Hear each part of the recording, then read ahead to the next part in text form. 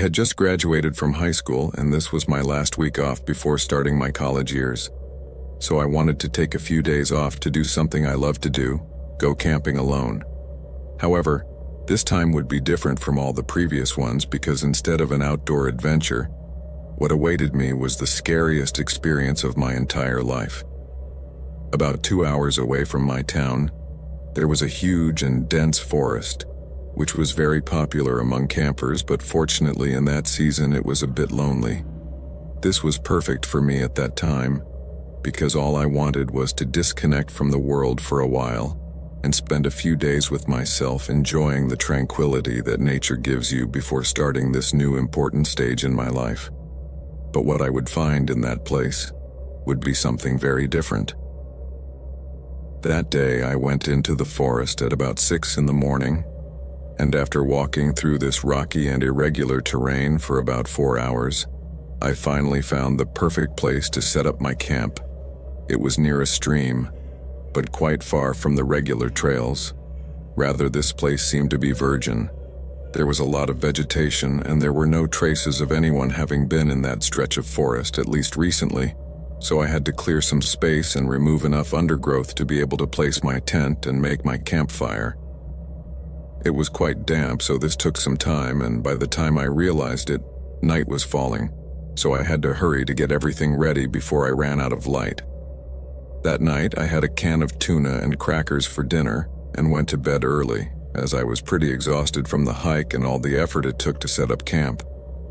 As soon as I put my head on the pillow, or rather the backpack I used as a pillow, I fell fast asleep. I have had a serious insomnia problem since I was a kid, and one of the things I love camping is that for me the sounds of the forest at night are almost therapeutic. For most people, the sound of trees, wind, owls, and wild animals prowling around at night cause them some fear or anxiety. But for me, they relax me a lot, and whenever I do this, I usually sleep like a baby. However, that night I had a rather frightening and somewhat bizarre dream. I dreamed that I had woken up in the morning and walked down to the creek to get some fresh water. But as I approached, I saw that there was a red-haired, curly-haired girl who was barefoot and wearing a dress that looked like it was from another era. She was on her back, bending down, collecting water in a small pot, so I moved a little closer to where she was because I wanted to know who she was. And when I was about 2 meters away from her, she slowly turned her face and looked at me with a small smile. She was very beautiful, had a face full of freckles and huge blue eyes. I smiled back, and when I was about to ask her name, I noticed that her face began to transform in a creepy way. Her pupils were darkening and became a very deep black that then slowly swallowed the blue of her eyes, until they became 2 black wells that covered the entire eye socket. At the same time, his face was paling until it became a grayish white, in which small black veins began to be marked. And his mouth began to open in an inhuman way, and suddenly, he emitted a horrible shriek that deafened me for an instant. It was like the sound of a whistle, but louder and sharper, a sound that froze my body. At that moment, I woke up suddenly, and when I opened my eyes, the first thing I noticed was that I was sweating, and I also felt my heart very fast. It had been a horrible nightmare. I immediately sat up and left the tent. I just went to the creek to get fresh water, and I couldn't help but remember the nightmare I had had a moment ago. At that instant, I felt a shiver all over my body, but I soon shook off that thought. It was just a silly nightmare, so I picked up my water and went back to the tent to boil it and make myself a sandwich. After breakfast, I decided to go for a walk around the area. I had never been this deep in the forest and wanted to explore. I had no idea where I was going. It wasn't on the map of the area. But since I had nothing better to do that second day, I thought it was a good plan. As I was taking a short walk, I noticed that very close to my camp there was a small path of stones, which was barely distinguishable, as it was hidden in the undergrowth. I wanted to follow it. I wanted to see if it led to some cool place, or maybe a small pond or a waterfall. Something like that, I imagined. I brought with me a backpack with food and water in case I was out longer than expected. Walking along the trail, it was very obvious that hardly anyone used it. At least I hadn't used it in a long time, maybe even years. It was very narrow, and there was too much brush in many sections, and I didn't see any signs of people, like shoe prints or anything. This continued for several miles. I walked for at least 2 hours before I reached the place where the trail led to, but it was not at all what I expected. Instead of a waterfall or some natural scenery, there was a house, or rather an old cabin in the middle of the forest, and there was no doubt that it was abandoned, as it was covered with moss and grass, and the smell of old and rotten wood was everywhere. The doors and windows were all open, but before I got any closer, I looked around to check if anyone was there, as this was not something normal. Just stumbling in the depth of the forest with a house in the middle of nowhere is not something you expect, and this was not on the map either. I approached the door and poked my head in to look down the main hallway. There was mold and animal droppings all over the floor, but eerily the house was furnished. The things inside looked very old and certainly very deteriorated by the action of time, and surely also by the wild animals that had surely visited it quite a bit. In the living room there was a wooden furniture full of mold and dirty, of course, a table with 4 chairs, a wooden shelf that still had things on top, and walking a little further, I saw that there was an old wood stove and some shelves. There were also on the floor a couple of rusty metal pots that quickly reminded me of the one I had seen in the hands of the girl in the dream. This disturbed me a little, but I tried not to give it importance, since I wanted to continue exploring the place, and for that I had to put aside my paranoia. I crawled through the rooms, which were only 2, and in both there was a bunk bed and a kind of closet, and one of them was completely destroyed and with a pile of pieces of fabrics lying on the floor, something that I imagined was once clothes. This part of the house was almost completely in ruins, so much so that at one point my foot went through the rotten wood and I almost broke a leg. At that moment I knew I had seen enough, and I set out to get out of there immediately before the place fell on me. But as I was about to leave the old ruined house, something caught my attention powerfully. It was a small shoe lying in the corner of one of the rooms. I saw it by chance, and once again, I couldn't help but think of the girl from the dream. I went over and picked it up. It was made of leather and seemed to belong to a boy or girl of no more than 7 years old. It seemed too curious, and I decided to keep it in my backpack as a kind of souvenir of that unexpected and strange finding in the middle of the forest. After that, I left the house quickly. Then I looked at the time and realized that it had been a long time. For an instant, I thought about continuing the tour, but for some reason I decided to go back to the camp. However, the moment I set foot outside that cabin, the front door, which was wide open, slammed shut. This made me jump because of the loud noise it caused. It seemed quite strange, and I would lie to you if I told you that it did not give me some fear, but I assumed that it had been the wind. The door had no lock, so it would only take another gust of wind to open again. So I kept that explanation to be able to leave quietly. But that did not happen. As I barely walked a few meters, I began to hear footsteps behind me. They were not loud footsteps, but they were audible, and I could even hear the sound of the leaves being stepped on. At first it made me a little uneasy, as I hadn't seen anyone in that place, so I started looking around trying to spot the person I was following, but there was no one. Only forest. I tried to stay calm and kept walking, assuming that maybe it was the echo of my own footsteps and the fact that I was a little nervous about the door and the house and all that. I walked for a couple of hours back to my camp without stopping listening to the footsteps around me.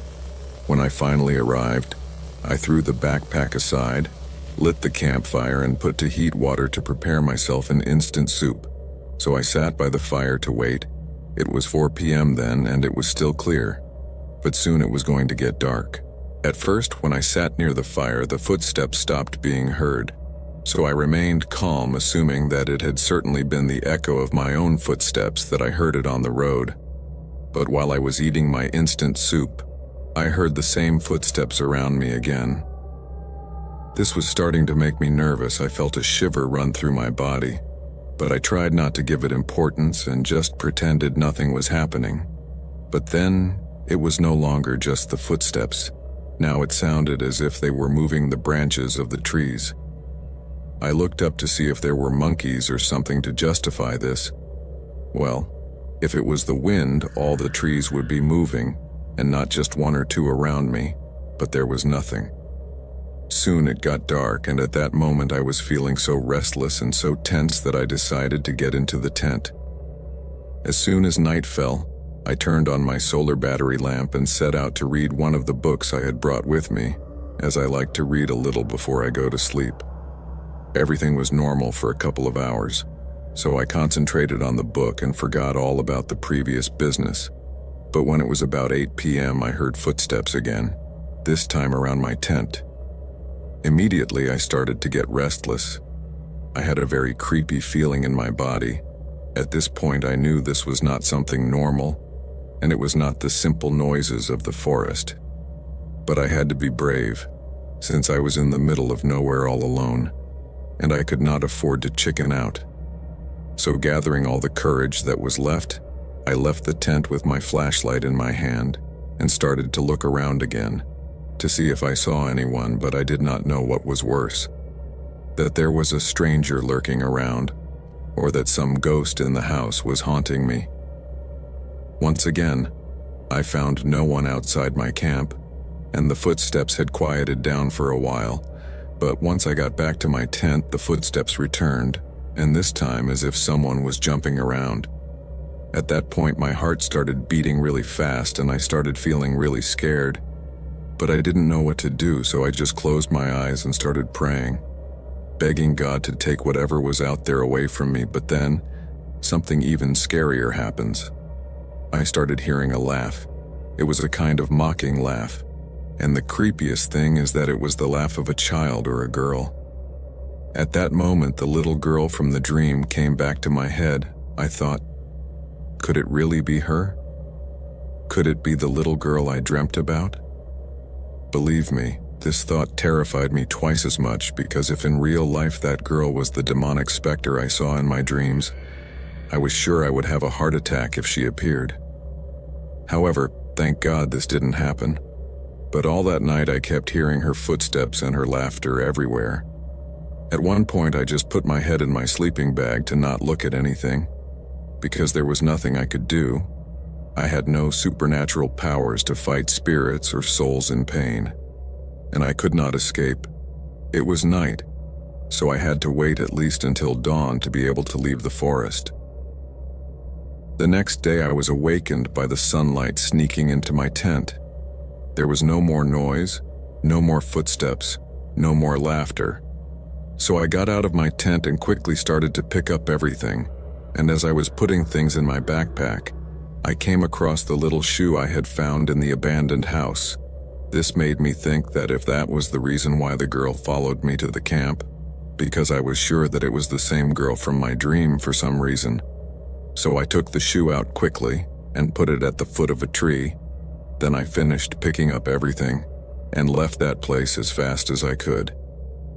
That was the fastest camping trip I had ever done in my life. Only 2 days were enough for me to run away from that place. When I finally arrived home, my parents were surprised to see me back so fast and asked me what had happened. I just told them that there was bad weather and I didn't feel well. That same day, I started researching on the internet to see if I could find anything about that old cabin in the middle of the woods, but I found nothing. Only the story of another camper who experienced something very similar to what happened to me about 15 years ago, but he couldn't find out anything about that place either, which is very strange in the internet age. I can't help but think that something macabre may have happened in that place many years ago, and it makes me a little sad to think that that girl may have been the victim of something very bad. I hope it's not so and it's just my conjecture. Needless to say, I will never camp in that area of the forest again, although I have been back, but now I only stay in the main camps, as I am terrified of going through such an experience again.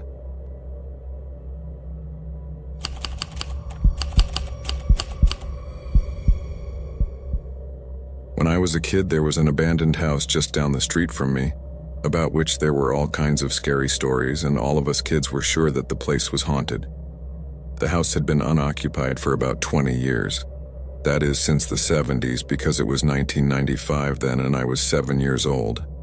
This was a house completely different from the others in the place, because it was a huge Renaissance-style building that, according to the story told by the adults, belonged to a very rich guy who bought several houses in the urbanism and demolished them to make this mansion. But sometime later he lost all his money. I do not know how, but the fact is that he took his life with a gunshot in the study of that house. After his demise, his entire estate was trapped in probate, as he had no heirs, so the house was completely vacant. However, I am not certain that this was really the way it was. The only thing I am certain of is that the house was abandoned for a very long time, and that everyone said it was haunted. Many even spoke of having heard voices and seen ghosts in that place. I remember one day my friends and I talked to an older boy who supposedly had been inside that house, and he told us a story about how there were satanic symbols everywhere and even a sacrificial altar in the middle of the living room. Because of stories like that, all of us kids were terrified of the old mansion and never dared to go near it. Now I know he was pulling our leg, but as a 7-year-old this scared me terribly. However, one day I would live my own horror story in that house, but not exactly because it was haunted. We kids in my neighborhood used to play soccer almost every afternoon in the middle of the street. Many times we kicked the ball so hard that it fell in a neighbor's yard, and then some kid had to go out to get it and bring it back to continue playing. Sometimes we had to jump over the fences, and other times the ball ended up going flat, since in that neighborhood most of the houses had these metal fences that ended in arrowheads. That was a real nightmare, especially when there was no other ball. That day, a group of us kids had been playing soccer all afternoon. I had just scored a touchdown and was picked to kick a field goal. We had an old metal structure that we used as an alcove, but it was stuck in the corner of the field and we had to drag it to use it, so the team set it up about 5 or 6 yards from the old abandoned house. Obviously it was too close, but as you know, kids don't always think things through before they do them. The thing is that I was getting ready to make an extraordinary play, but when I kicked the ball, it passed millimetrically between the bars of the old mansion. Then I watched helplessly and almost in slow motion as the ball went through the glass of one of the windows at the top of the house. Knowing that I could not do anything to stop it, I put my hands on my head, because at that point everything was lost. When they saw what had happened, all the children made gestures of, "What crap, our afternoon game is ruined," and left the place, all except one, the boy to whom the ball belonged, because he had bought it just a few days ago and it was his birthday present. He knew he was going to have serious problems if he did not return home with the ball. He did not have to say a word to know it. The tears that were already beginning to roll down his face said it all. At that moment I could have just said, "I'm sorry," and let him die. But that's not my nature. So I plucked up the courage, approached him, and told him I would go get his ball back. But he had to go in with me. From his reaction, I'm sure this scared him even more than getting in trouble with his parents. I am more than sure that inside his head he seriously considered leaving him where he was, but he knew he had no other choice, so as he choked back the sobs, he nodded, and like a couple of soldiers going to war knowing they would not come back alive, we bravely headed for certain death in that terrifying place. We jumped the gate and entered through the back to avoid being seen by the gossipy neighbors. When we got to the back door, we turned the handle just to try, as we were sure it would be locked with keys. But to our surprise, it wasn't. As soon as I turned the handle, the door opened without any problems. so we entered without wasting any time. Fortunately, the lace curtains were light enough to let in the light, so that we could see all the horrors inside that haunted place. That is what the boy we talked to had described to us: the satanic graffiti, the candles, the altar of sacrifices and everything, the sacrificial altar and all that. But to our surprise, we found none of this anywhere. In fact, the inside of the house was almost intact apart from the white sheets that covered the furniture and the dust accumulated during all these years. There was nothing out of the ordinary. Once I realized that this guy had vilely deceived us, I actually felt a great curiosity to explore that place. However, my partner was still terrified. While I was fascinated by everything around me, especially the old photos, my friend started to pull my arm. It was obvious that he wanted to get out of there as fast as possible. In view of my friend's insistence, I decided to listen to him, so we quickly went up to the second floor, which was similar to the second floor, except that there was a very nauseating smell. But other than that, everything was normal. All the rooms were open, so I took a look at some of them before starting the search, and they were very luxurious and spacious. But other than that, they looked normal. Nothing ghostly by any stretch of the imagination. However, there was one that was closed. This was the one at the end of the hallway. We did not know very well where the ball could be, so we started to look in several rooms and it was not in any of them. Besides, all of them seemed to have the windows with their glass intact.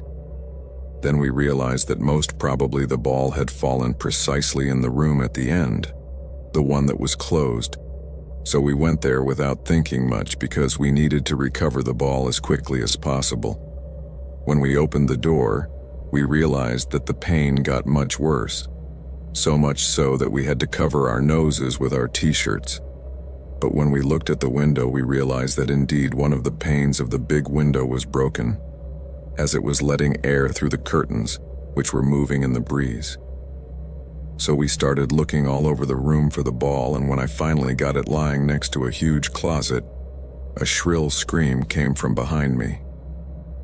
I turned around to see what was going on and saw my friend with one hand over his mouth pointing to something on the floor on the other side of the bed. And when I went over to look at it, I got a big scare, because there next to the bed, there was a man lying down. He was wearing a dark sweater and jeans. He was lying on his side with one arm covering his face. He seemed to be asleep, although I didn't understand why he had chosen the floor instead of the bed that was right next to him. We both stayed still and waited for him to move, but he didn't. For a second, I thought we were in big trouble if we woke him up. However, after a moment of being there, I realized that he was the source of the bad smell. So I slowly approached him, grabbed him by the sleeve of his sweater, and tried to pull his arm away from his face to look at it, but it was too stiff and I couldn't move it. But I could see part of his face, something I will never forget, because it reminded me of the zombie movies my parents sometimes watched. The man was lifeless and his body was decomposing. I lost my cool after that and started screaming at the top of my lungs. "He's dead. He's dead." While running at full speed down the stairs with my friend following close behind, equally or more scared than me and also screaming like crazy. We didn't stop until we got out of the house, and when we caught our breath, we realized that we had left the ball behind, and none of us wanted to go back into that house. Besides, at that moment we realized that several neighbors had come out alerted by our screams, among them my parents, whom I ran out and hugged. At that moment we told my parents what we had found, and they quickly called 911. After that, everyone went home, and after a while, as I sat in my room looking out the window, I saw the police come in and out of the house. As the paramedics took the man's body away, a police officer followed behind with a soccer ball in his hand. Then he came over and talked to us for a while. I told him the ball was mine and he gave it to me. Then we thanked him and he left. A couple of days later, there was a small paragraph in the newspaper talking about our macabre discovery. Since the day of the find, We kids had been speculating about all sorts of horrible and sinister causes behind this person's demise, but in the end it turned out to be a run-of-the-mill overdose. At 7 years old, this seemed like a great disappointment to me. Most of us quickly returned to a normal life, although in my case, I had a couple of nightmares about that unfortunate guy, but it was no more traumatic than that. As for the others, they quickly forgot about it and didn't talk about it unless they brought it to light. My friend said that his parents had once asked him if he had anything to do with what was in the paper, but perhaps wisely he played dumb and let it go, and never told his parents about that affair. I don't think they ever knew how close my friend came to losing that ball forever.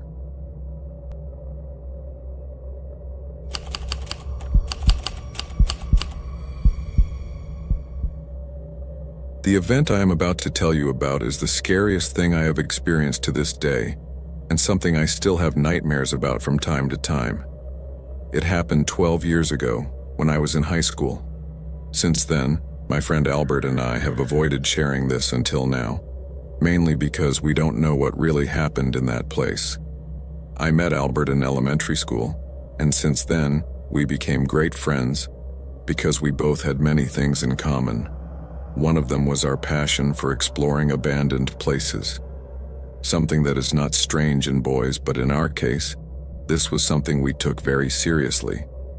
We were like two Indiana Jones from the suburbs looking for adventures and new places to discover, so we just couldn't stop doing it. This hobby was born after we took a field trip to an old dilapidated house in our school for a history class. But after that day, Albert and I continued to do similar things from time to time, but on our own. I remember the first time we went exploring in an abandoned house that was in his neighborhood, then in a couple of ruined churches and even a power plant that had been closed.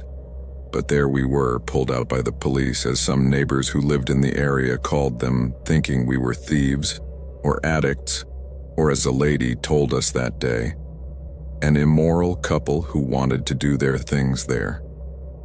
Anyway, the thing is that for some time we had been talking about going to an abandoned mall that was on the outskirts of our city. The only thing we knew about this place was that it was a mall that was under construction when the work was suspended. The reasons behind this are not entirely clear. Some sources say that the investor of the project ran out of budget. Other sources say that the state decided to suspend the work due to irregularities in the permits, but the fact is that this building had been abandoned for more than 25 years. Albert and I were really intrigued to see this place, and the idea of going there was just exciting. So much so that as soon as we had the chance, we packed a few things in a bag and took Albert's father's old truck to get there. This mall was on the side of a long road, but the state had blocked the view from the road with a large row of trees, probably to prevent people from seeing this old, dilapidated building so close to the city. The road to get to the parking lot was also destroyed, so we had to park on the side of the road and surround ourselves with some trees to avoid being seen by passing cars. Then we started walking because the sun was about to set, which gave us enough light not to get lost in the trees. After a few minutes, the sound of cars passing by on the highway faded away completely, and we reached the edge of the huge empty and ruined parking lot where the abandoned shopping mall was located. Now that we saw it up close, we realized that the structure was much larger than it looked, and this would definitely be a great work of engineering. But the most curious thing was that it was almost complete. There were no cars, no people, no sounds, nothing, just us. We stood there for a moment, just to make sure we were really alone. Then we walked through the parking lot and to the main entrance. We noticed that all the glass doors were broken. Once inside, it almost immediately became darker. At first we were silent, walking slowly and looking at everything around us. Being inside this huge mall, walking with no people and no lights, it was super creepy and strange. Feeling every step we took on the way to the center echoed throughout the building really was an eerie feeling. As we were walking down one of the aisles, we stopped for a minute to take our flashlights out of the bag we were carrying, when suddenly we heard something unusual. It was like someone's laughter. We started to look for where it was coming from, and it seemed like it was coming from the other end of the mall, which was completely dark. But after a few minutes, we didn't hear or see anything else. So we both agreed that it had to be just another group exploring the place, something I didn't like at all, since we were hoping to avoid running into other people. But we were already there, and so we couldn't waste our time. Besides, it was getting time to go back. We kept moving forward and everything was getting a little darker, so we turned on our flashlights and started walking towards another section of the building, which seemed to be the darkest of all. As we moved the lights around, we saw that all the stores were completely empty. All the stores were empty and there was trash and graffiti everywhere. By then, the sun had definitely set, because when I looked behind us, the place where we came from was also completely black. I turned around to tell Albert, but he had stopped walking and was holding his flashlight firmly pointed at something in front of us. "Albert," I whispered to him, as he seemed to be frozen with his eyes fixed on one point.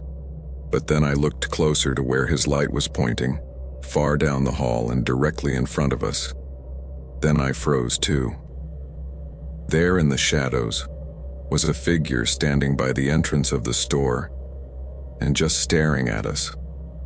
I think what terrified us the most was that this figure was totally immobile. It never tried to say hello or talk or just walk away. It was just standing there, and even though we couldn't see its eyes because of the darkness and distance, its face was pointing directly in our direction, so we knew it was looking at us. As the seconds passed, my heart felt like it was going to burst out of my chest. It was absolutely terrifying. After a few seconds standing there, I said to Albert very softly, "Let's get out of here." That's when he finally reacted and moved the light away from that person or whatever it was, and we both turned around and started walking quickly back to where we came from. We were constantly swinging our lights as we navigated through the darkness in fear of tripping over something or someone. But as we did so, at one point we began to hear footsteps. These footsteps could be heard behind us, so we started to go faster. But then we began to hear another set of footsteps in one of the side corridors, and these seemed to be coming in our direction. At that point we panicked and started running in the dark. Then the footsteps increased their pace rapidly. They were following us. Upon realizing this, Albert pointed backwards with his flashlight, while I kept pointing in front so as not to trip or fall. But despite how close we could hear the footsteps, we could not see anyone behind us. We focused our flashlight several times, and at no time did we see anything, not even a silhouette, just empty corridors and darkness. Albert and I kept running, and when we finally saw the exit door about 10 or 15 meters away, the sound of footsteps intensified.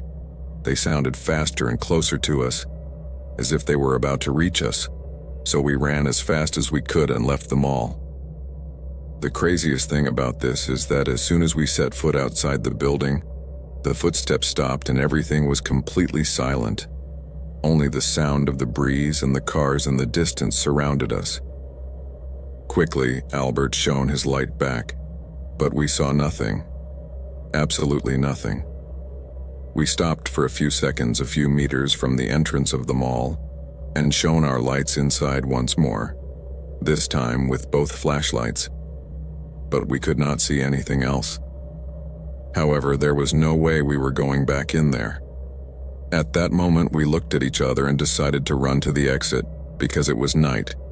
There was not even a headlight, and we had to cross the huge parking lot and the forest before we could get to the truck on the side of the road.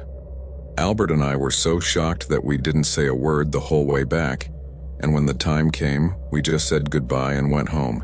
It wasn't until the next day that we were able to talk about it, but we never told anyone else. To this day, no one around us knows about it, but it is something we never found an explanation for.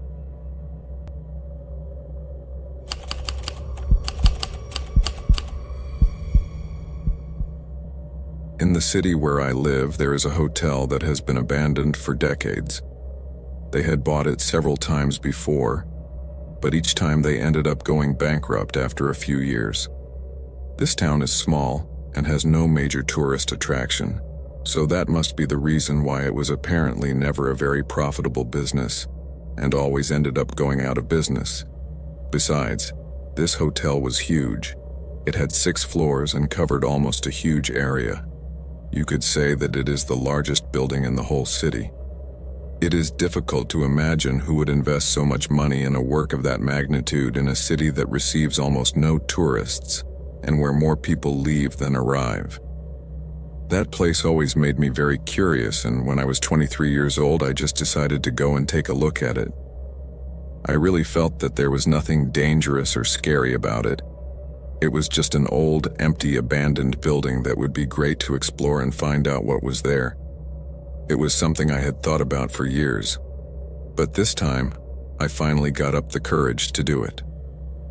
I decided to go during the day, because I figured that if there was anyone there during those hours, it would probably be curious and harmless people like me, who were just there to explore. I parked at a store that was half a mile away and then walked to the hotel. This was practically isolated on the side of the road, since most of the stores that surrounded it had already been demolished, since this was the oldest area of the city and no longer had as much commercial life as before. When I arrived, the first thing I noticed was that the hotel itself looked much worse than the last time I'd seen it. The bricks were crumbling and the whole place seemed to be discoloring and decaying. I walked up the small steps to the entrance and took a look inside. The building still had its framed glass doors, but they didn't have any security, so it was basically open to the public, and anyone could come in and see it.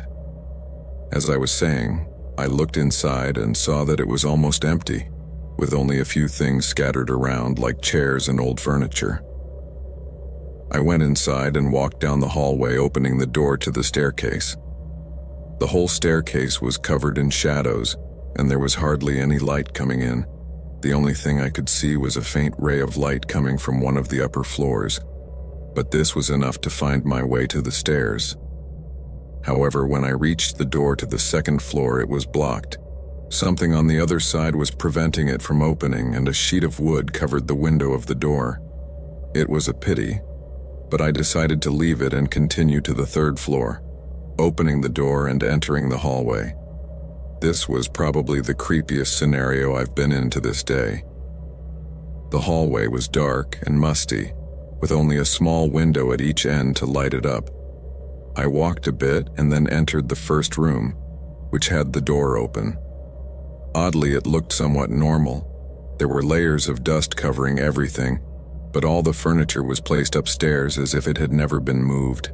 There were even towels and soap left in the bathroom, although this looked somewhat fossilized.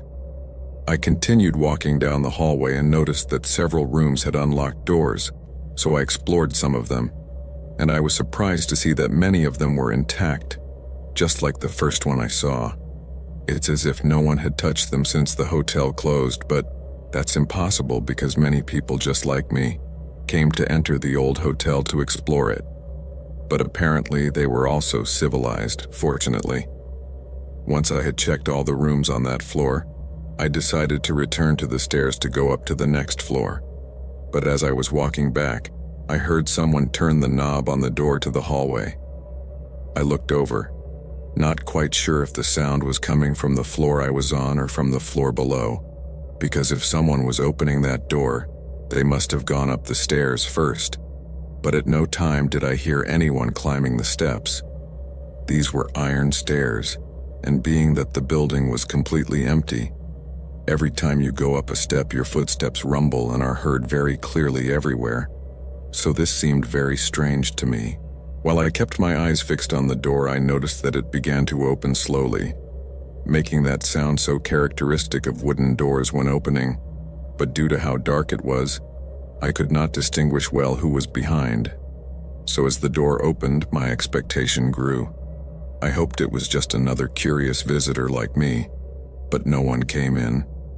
The door only remained half open and then slammed shut, but in a very violent way, as if it had been thrown with great force. At that moment, my heart began to race, but not only because of the knock on the door, but because at that moment I began to hear footsteps, slow footsteps that crawled across the wooden floor and resounded very loudly, but these were accompanied by a dry sound like a knock. It took me a few seconds to distinguish it, but I did. It was the sound of a cane. The problem was that I could not see anyone. I stood frozen right where I was, at the end of the hallway, in front of the penultimate rooms, with my eyes fixed straight ahead while these footsteps slowly approached. Trying to control my nerves, I did the only thing that came to my mind at that moment. I said, "Hello." But there was no answer. Instead, the footsteps continued advancing at the same pace, hearing the sound of that cane very marked. As it got closer, I could distinguish that it was the walk of an older person, but I could not make out any figure in the darkness. The sound continued to advance until it reached the middle of the corridor, and at that point, if it was a person, I should be able to see it with some clarity because it was only about 6 or 7 meters away from me. But the corridor seemed to be completely empty. I could only hear these footsteps approaching towards where I was standing. At that point, my blood was freezing, and I was not able to do anything else but stand there, stiff, paralyzed. Meanwhile, whatever was in the hallway kept moving forward and was getting closer and closer to me, until finally the steps reached me. And then something happened that I had never imagined. They just stopped. I stood for a few more seconds exactly where I was, completely motionless and very bewildered, with my heart beating at 1,000 per hour and not understanding absolutely nothing of what was going on. However, after a moment, I simply walked as fast as I could, crossed the hallway, opened the door, went down the stairs, and left the place at full speed without looking back. When I got to the street, I hurried back to my car and sat in the parking lot for a while looking back. That was probably the scariest thing I have ever experienced in my life, and visiting that hotel alone was the stupidest thing I have ever done. I never told anyone about that experience, nor did I try to find out who that spirit wandering the halls of the hotel might be, but I never set foot in that place again.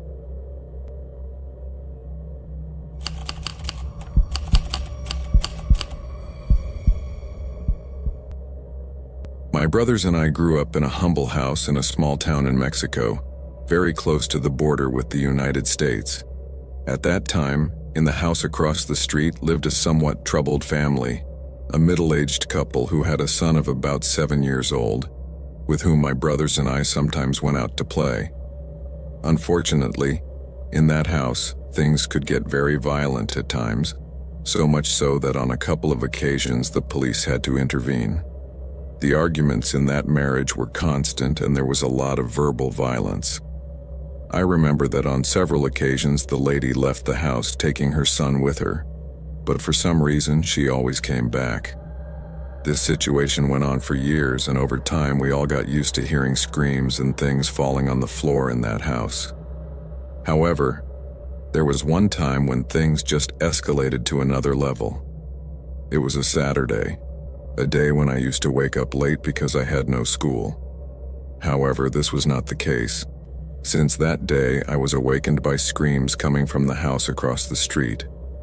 I came out of the house, as did my parents and some other neighbors who came out to see what was going on, and then we saw the lady yelling insults at her husband and throwing her things out of the house. It seems that she found out that day that her husband was with another woman and had another family, and this really made Mrs. Claudia lose her mind. That day, the man finally took his things and left the house, but after the incident, she locked herself in and we didn't see her again for a couple of days. This was a bit odd, as she went out every morning to water the garden in front of her house, but everyone assumed she was too depressed to be watering plants. However, on Monday morning, the husband returned to the house as usual, probably with the intention of making amends with his wife. Mr. Leandro knocked several times, but nobody opened, and after being outside for a while, he decided to force the door to enter, and that was when he found one of the most horrible scenes I remember. In the living room of the house, he found two bodies hanging from the ceiling. One was that of his wife, and the other was that of his 7-year-old son. The man came out of the house screaming like crazy and crying, totally desperate. It was then when we all went out to see what had happened to him. But it was not necessary for him to explain what happened, since he had left the door open, and from outside we could see the macabre scene. This event had a great impact on the community, but above all it was devastating for Mr. Leandro, who 3 days later did the same thing as his wife, and in the same place. This is one of the most disturbing memories I have of my childhood in my small town. After this unfortunate and chilling event, the house remained unoccupied for a long time, until 5 years later, a family, the only one that has lived there after the tragedy, rented the place, but they did not even last a week because they did not know what had happened. The real estate agency never told them, and when they found out from the neighbors, they abandoned the property immediately. Since then, no one else has lived in that place, and that was 30 years ago. This event caused a lot of impact in the town when it happened, but over time it was forgotten and almost never talked about it, until a few months ago when this horrible story caught everyone's attention again, due to a very chilling event that had as protagonists my children and my nephews. Last December, I invited all my siblings to spend Christmas at my house. My family is quite big. I have 7 siblings and about 15 nieces and nephews, plus my 2 sons. Both my sons and nephews are of similar ages. They are all between 12 and 18 years old, and as you may know, at that age, kids do a lot of silly things, and, well, this was the case. That Christmas Eve, we all celebrated together and had a great time. While the adults had a few drinks and enjoyed the night dancing, chatting, and having a good time, the kids went to the street to play with the neighbors and the older ones to socialize with kids their own age. The thing is that the older ones went to sleep at about 2 a.m., but the younger ones stayed up having fun, playing video games and having a good time with each other. My town is pretty quiet, but even so, we warned them to stay inside the house. The next morning, however, we were suddenly awakened by a caravan of screaming and crying that could be heard in the middle of the street. I quickly got up and went out to see what was going on. When I got to the door, I see my oldest son and several of my nephews making a racket in the street. They were crying in fear and the girls were screaming like crazy, so I ran out there to find out what was going on. When suddenly, I realized that the front door of the old abandoned house was wide open, and they were right in front of it. I approached them and quickly asked them what had happened, and then they began to tell me, still desperate and crying, that night after we went to sleep, they took a couple of bottles of tequila from the ones still on the table and sneaked out of the house to drink without us knowing, as if the drunkenness and alcohol breath could be disguised. But the thing was that my nephews, seeing that the house was abandoned, decided to sneak in through one of the windows to have their little party there. My nephews are not from here, so they were completely unaware of the history of that house. Continuing with the story, my oldest nephew said they had a few drinks, got drunk, and promptly all fell asleep on the living room floor. However, that morning when they woke up, they were met with a very frightening scene. When they opened their eyes, they saw 3 bodies hanging from the ceiling. Right above them, they were a man, a woman, and a child. Upon seeing this terrifying scene, the boys went out into the street screaming and crying and alerting the neighbors of what they had seen to call the police. What they did not know is that this did not happen that night. It rang 35 years in the past, and that these were not people of flesh and bones, but 3 unfortunate souls, apparently still tied to this world to which they no longer belong, but that they found out when they left the house, and when they turned around, there was nothing there. That day I told the kids this story, and later we all went to the house, carried many candles, and made a prayer circle to help the souls of my former neighbors to finally reach eternal peace.